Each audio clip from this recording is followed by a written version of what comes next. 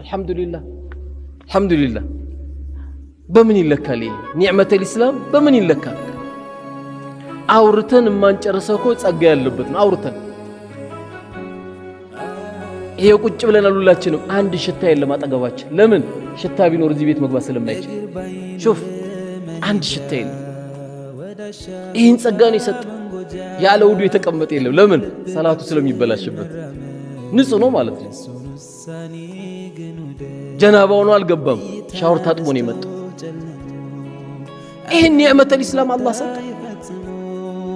ዳሩ ሰላም የሚል ትልቁ የሰላም አገር ደግሞ ጠብቃቸዋለሁ እያለ ነው አላህ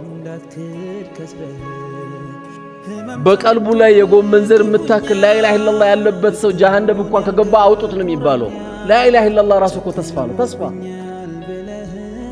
በእኛ ሰላት ባንገባ በአላህ ረህመት ግን እንገባለን ከጅላለን ከጌታችን ይሄን ትልቅ ጸጋ ከሰጠ አልহামዱሊላህ ለምን አንተ ፈርማ አይደለም እስላምን አላህ ይሰጣ አላህ መርጦ ነው እስልምናን ይሰጣ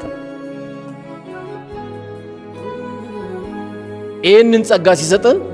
በወንድሞቻችን ላይ መመቅኘት አናቆም አንዳንዴ እንትና ምን ሆነች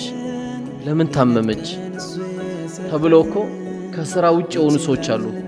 በመቀኛ ከዛም ከጠንቋይ ከዚህ ከአድባር ከዚህ ከቆሌ ከጅኒ ያርገው አስተብትበው አፍዝዘው አልጋ ላይ ጣሉት ሰው